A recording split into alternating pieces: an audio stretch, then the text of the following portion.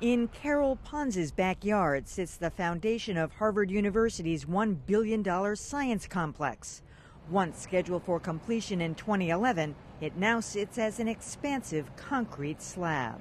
The fact that we don't know if it's going to happen or when it might happen is a real problem for me, because every time I see a neighbor, every time I ask, no one has the answer. But Harvard Allston Task Force member Harry Madison says Harvard isn't telling neighbors about the blighted complex because there isn't much to tell. There's maybe 20 construction workers doing something over there, but that site's basically shut down. And says Madison, while the science complex is the most visible sign of Harvard's dismissive attitude toward the neighborhood, there are other university-owned parcels in mothballs. You can see it's a really nice residential neighborhood, 1-2 family homes, and then smack dab in the middle of it, you have this fairly large empty warehouse that Harvard bought several years ago. And it's just sitting here. Harvard blames the slowdown on a 30% drop in its endowment.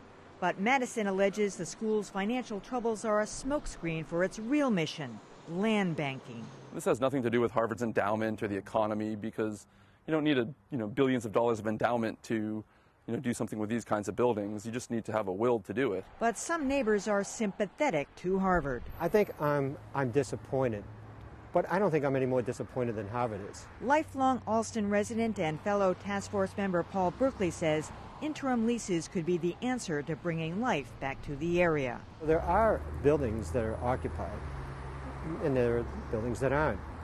I think this slowdown in this project actually gives us time to try and help Harvard rent those. But with empty lots, vacant buildings, and abandoned storefronts marring Allston's main drag, Harry Madison questions if leases will be enough. If you drive down Western Ave today, you're not going to stop and say, wow, what a nice looking neighborhood. You're going to say, wow, what a dump.